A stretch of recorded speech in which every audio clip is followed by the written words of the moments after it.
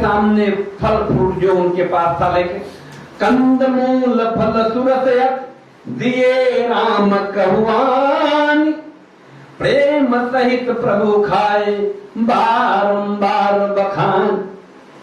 मां के पास जो भी फल फूल थे लाकर के प्रभु के सामने प्रस्तुत किया है और प्रभु बड़े प्रेम से बार बार उसके स्वाद की बखान करते हुए उस प्रसाद को ग्रहण करते हैं।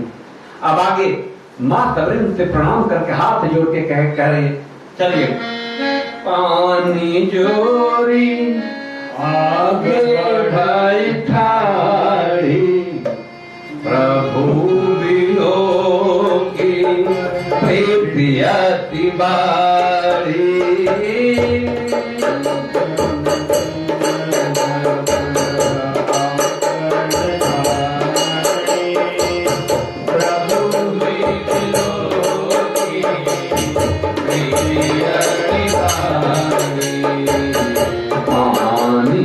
जोरिया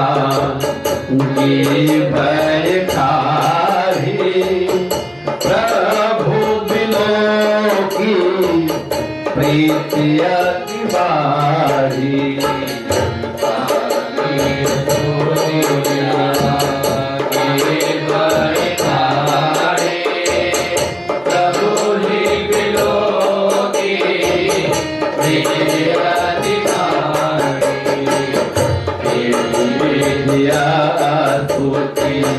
करो तुम्हारी अधमा जाति में जड़न मत भारी।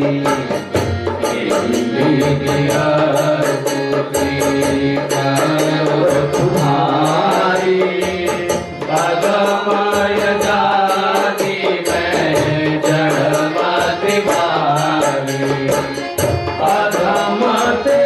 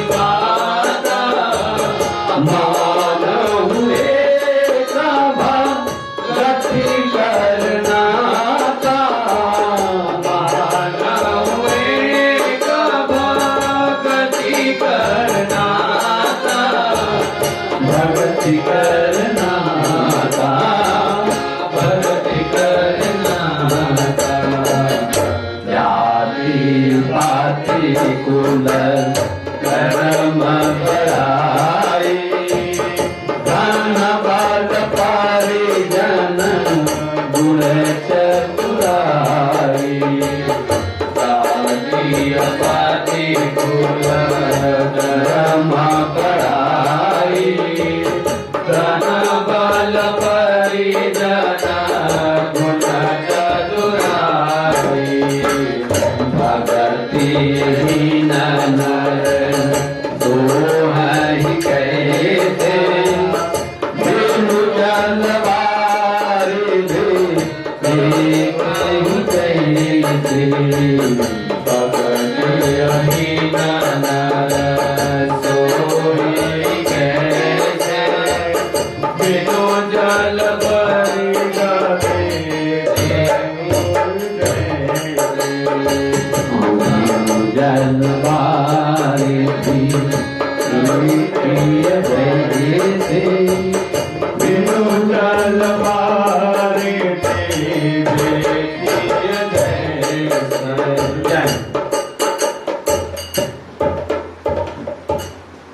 देखिए जब मां सबरी प्रभु को देखती हैं तो उनके हाथ सामने दोनों हाथ जोड़कर खड़ी हो जाती हैं कि हे प्रभु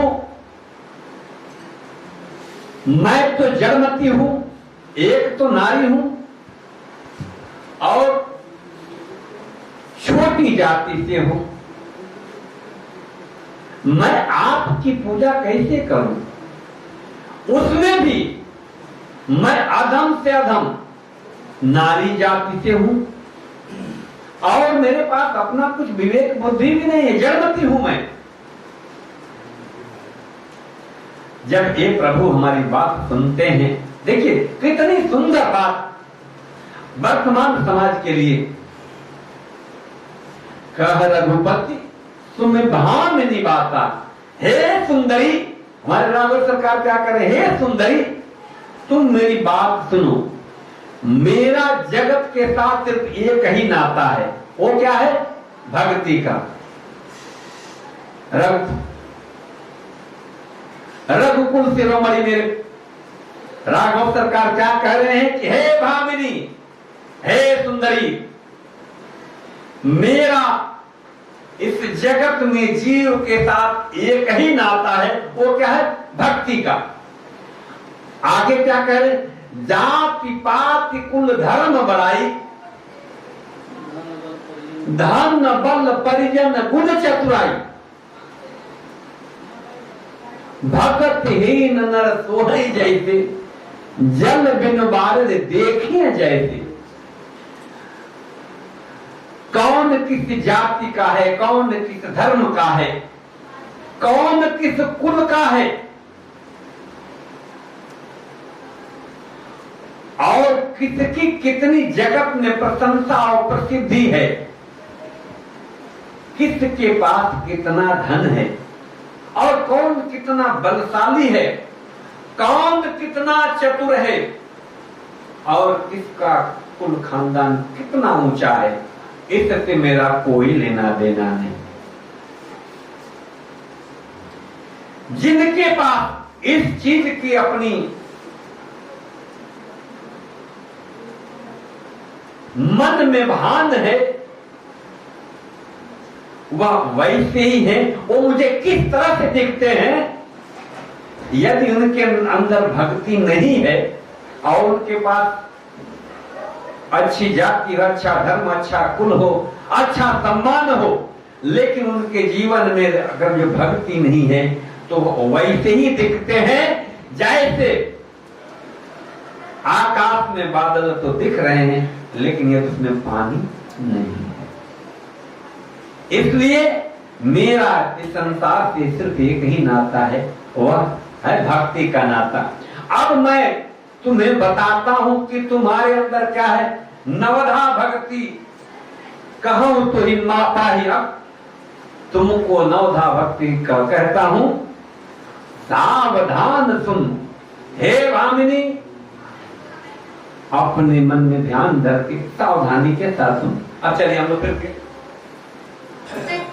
प्रथम भगति संतन कर संगा, दूसरी रति मन कथा प्रसंगा। प्रथम भगति संतन कर संगा, दूसरी रति मन कथा प्रसंगा। गुरुपद पंकज सेवाराम, गुरुपद पंकज सेवाराम। हरि भगतिया मन सिया राम, हरि भगतिया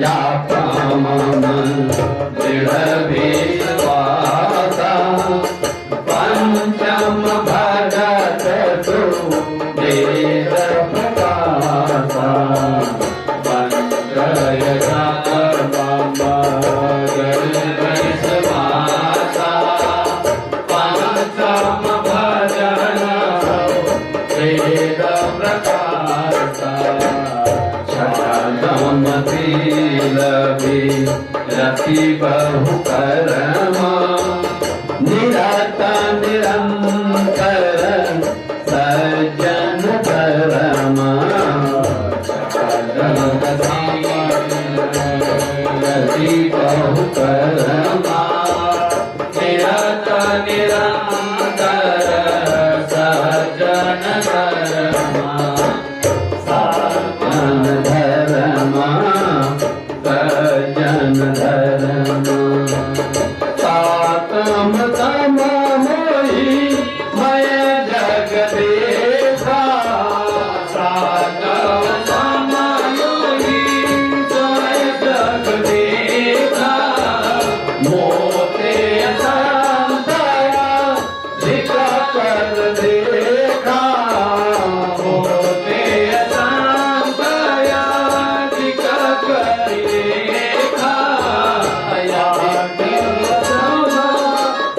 नव संतोषा आधव जाता नव संतोषा सपने उठही दे करो फल दोषा सपने उठही दे कई फल दोषा देखे फल दोषा कई फल दोषा नवम सरल सब सन चलहीना वाम भरोसा हिया हरसन दीना नवम सरल सब सन चलहीना वाम भरोसा हिया हरसन दीना नवम हुए कहू जिनके होई नवम हुए कहू जिनके होई नारी पुरुष सच राचर होई नारी पुरुष सच राचर होई कोई नाथ प्रियासी भामिनी मोरे कोई आति दया प्रिया भामिनी मोरे सकल प्रकार भक्ति दिल तोरे सकल प्रकार भक्ति दृढ़ तोरे भक्ति दृढ़ तोरे भक्ति दृढ़ तोरे जोरी गोविंद भगति जोरी जो पाहुआ जो लभ भय तोरी जोरी भगति जोरी तो कहुआ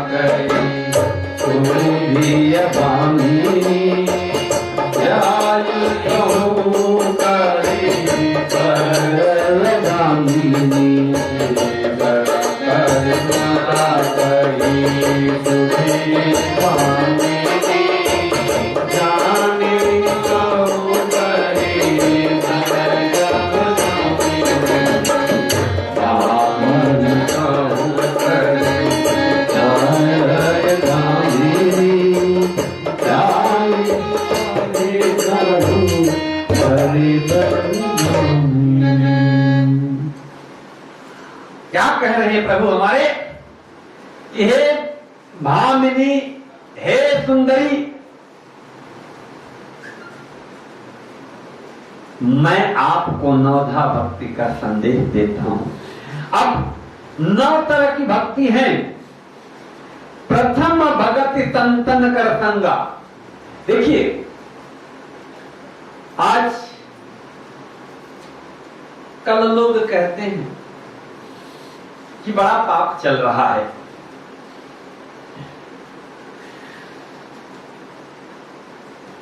लेकिन क्या पाप है?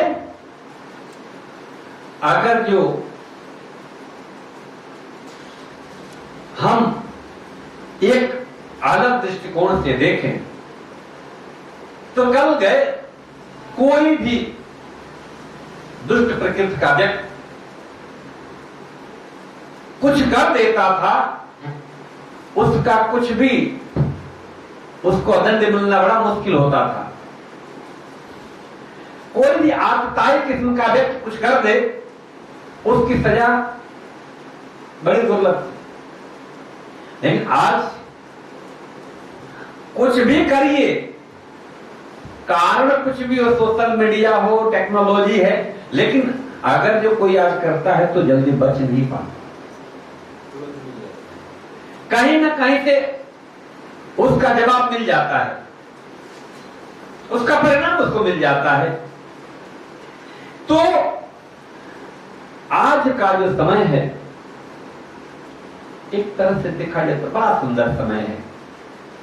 मैं अपने जहां तक मेरी दृष्टि जाती है, समय को देखो तो उसमें से बड़ा सुंदर समय चल रहा है। अब ऐसा क्यों?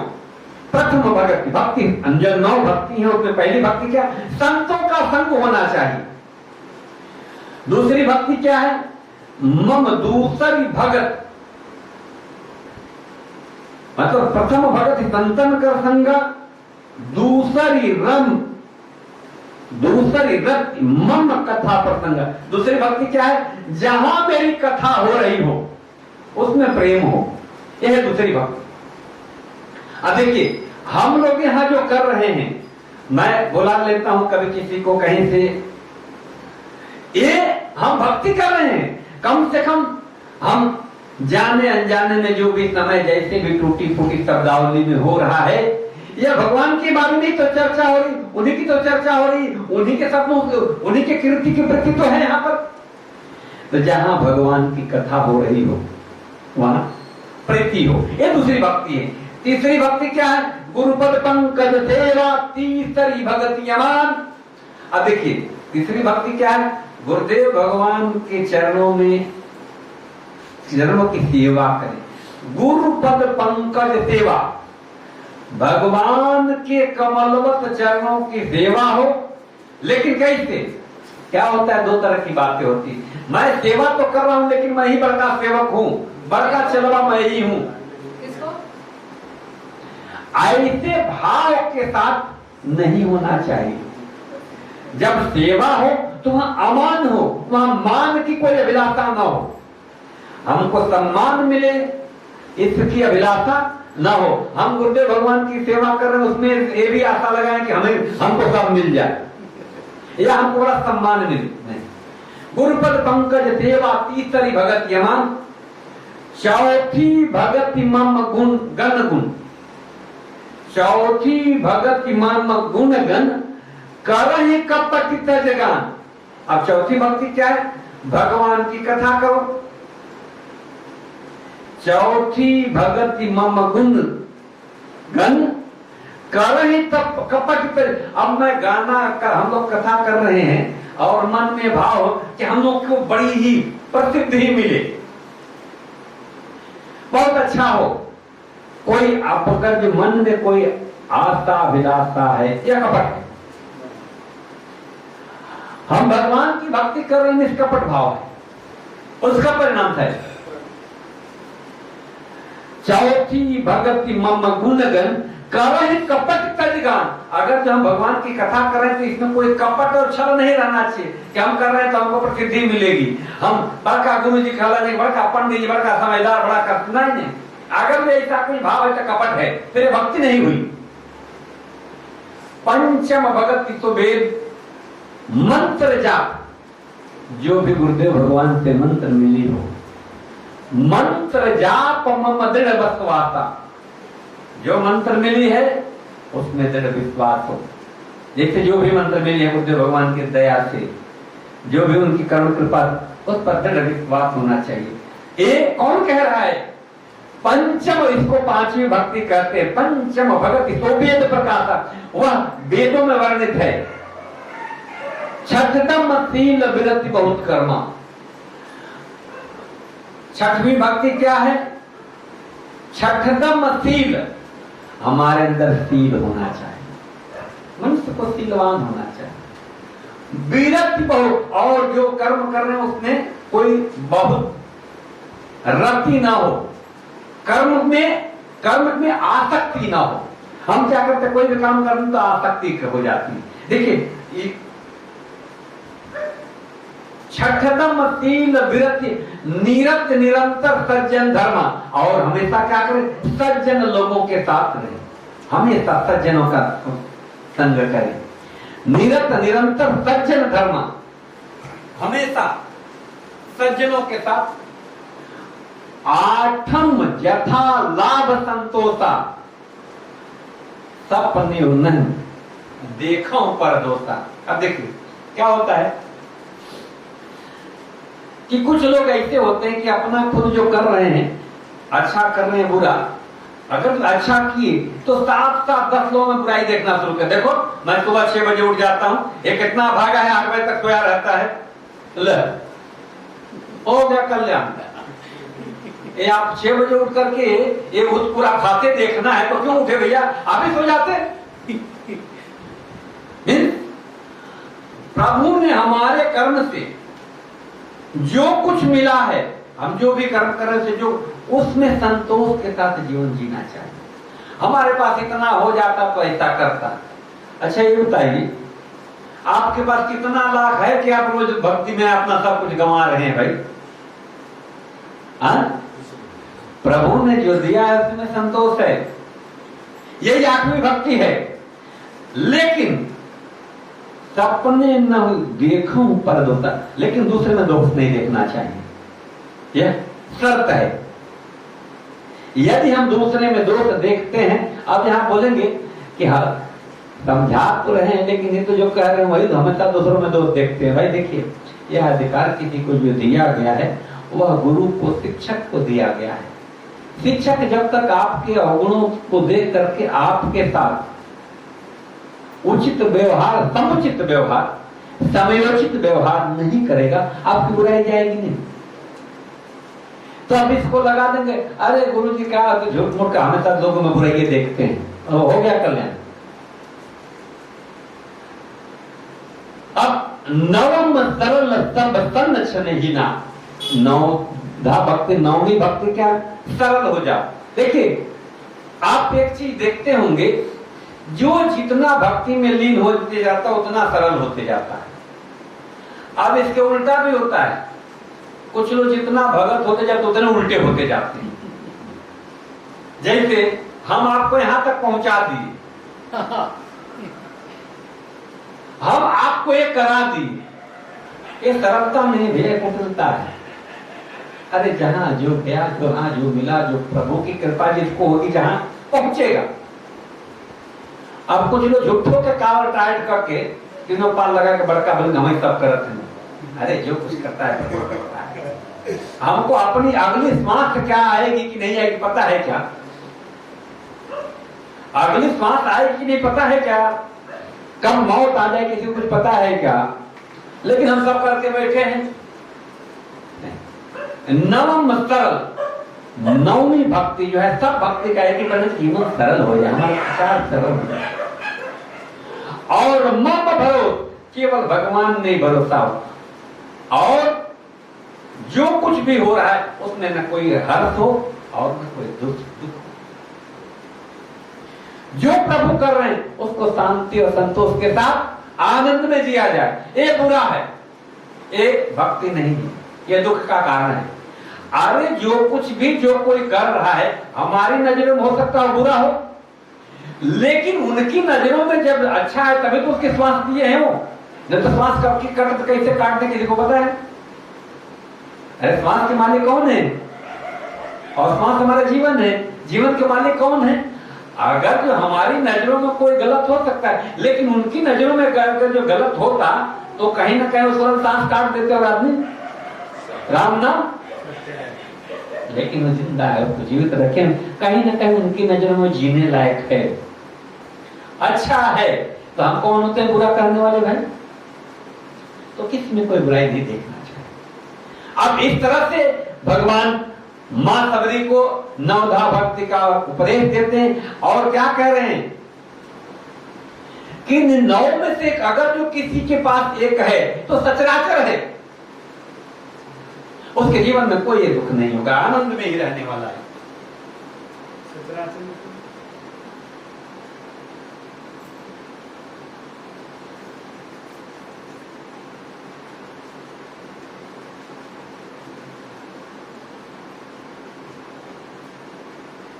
वह जिसके जीवन में कोई भी एक हो, वह जीवन उसका आनंद पूर्ण रहेगा, हमेशा आनंद पूर्ण रहेगा।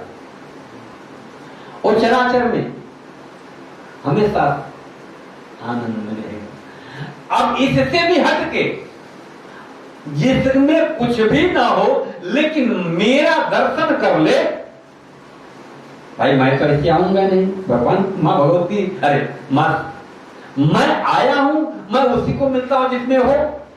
अगर जो बाई देव कभी ऐसा हो ही जाए, लेकिन यदि उसने मेरा दर्शन कर लिया, मम दर्शन फल परम अनुपा, जीव पाए निज सहस्र। अगर जो कोई मेरा दर्शन कर ले तो अजीव कैसा भी हो अपने स्वरूप को प्राप्त कर लेते। जैसे आप लोगों ने अजामिल की कथा सुनी है।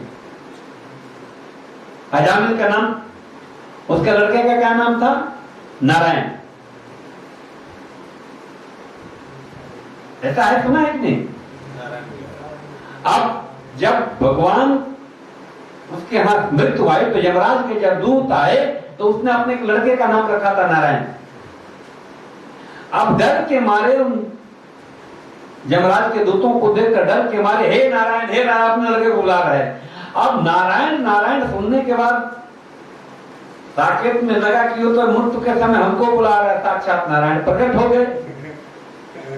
आज जब नारायण प्रकट हुए तो उसका परिणाम क्या हुआ? उसको वैकुंठ मिला। तो मम दर्शन फल परम अनुपा, जीव पाव निज सहज स्वरूपा। जीव जो है सही भामिनी, आप में नौ भक्ति है और आपके सामने मैं हूं, आपने मेरा दर्शन कर लिया, तब आपको कुछ करने की जरूरत नहीं है। इस तरह से भगवान पूछते हैं, देखिए कितना अपने भक्तों को सम्मान देते हैं। पूछते हैं कि अच्छा ये बताओ कि सीता किधर गई है? आपने देखा? मां सबरी प्रणाम करके पूछती हैं, ये प्रभु अभी आप हमसे पूछ रहे हैं, आपको क्या नहीं पता? ठीक है, अगर जो मुझसे आप पूछ रहे हैं तो मैं जवाब देती। आप पंपापुर में जाइए और वहां आपकी सुग्रीव से मित्रता होगी और वो मां सीता की खोज में आपके सहयोगी बनेंगे।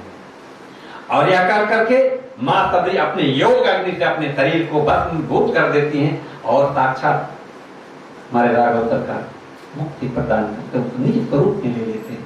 और इस तरह से प्रभु आगे बढ़ते हैं। एक जंगल मिलता है और जंगल इतना सुंदर है कि प्रभु आकृष्ट हो जाते हैं। अब प्रभु की आकृष्टता और मां सीता के विरह के आग में जलने लगते हैं। प्रभु की इस स्थिति को जब नारद जी देखते हैं तो उनके मन में बड़ा क्लेश होता है कि मैंने प्रभु को श्राप दे दिया और उसके कारण मेरे प्रभु आज कष्ट में हैं। तो आकर के प्रार्थना करते हैं, प्रार्थना करके प्रणाम करते हैं। भगवान उनको आशीर्वाद देते हुए कहते हैं कि क्या है नारद, कैसे हो? बोले प्रभु मुझे दुख है कि मैंने आपको श्राप दिया जिसके कारण आप इस समय विरह वेदना में हैं, मुझे क्षमा कर दे। प्रभु बोले बात बहुत पुरानी हो गई। बोले कि दूसरी एक मेरे मन में प्रश्न उठ रहा है। नारद जी क्या बोले कि हे प्रभु मेरे मन में प्रश्न है। बोले कौन सा प्रश्न? अच्छा तो एक बात बताइए कि जब मैं माया के वशीभूत होकर विश्व मोहिनी से शादी करने जा रहा था तो आपने क्यों रोका मुझे? है रोका था ना प्रभु ने। बोले कि देखिए आप मेरे भगत हैं, आपको मेरे अलावा किसी दूसरे से कोई भरोसा ही नहीं है, तो जो आप सरीखे भगत सिर्फ और सिर्फ मेरी ही भक्ति में रहते हैं वह मेरे लिए मेरे आप एक वो माता जिसका हो बच्चा अबोध हो उस तरह से जो भगत होता है मेरे लिए प्रिय है। एक अबोध बच्चा मां के लिए कितना प्रिय होता है, उसी तरह से जो मेरे भरोसे मेरा भगत रहता है मुझे प्रिय होता है। तो जिस तरह से एक छोटा बच्चा हो भक्ति, एक छोटा बच्चा हो और जब वह आग या सांप पकड़ने जाता मां क्या करती है? उसको पकड़ लेती है, उसको छीन लेती, हटा देती, उसको नहीं पकड़ने देती। क्यों? कि उस समय उसकी रक्षा का भार मां के ऊपर है, उसको ज्ञान नहीं है। इसी तरह से जब भगत माया के वशीभूत होकर माया से आबद्ध होता तो मैं उसको छुड़ा लेता हूं, बचा लेता हूं।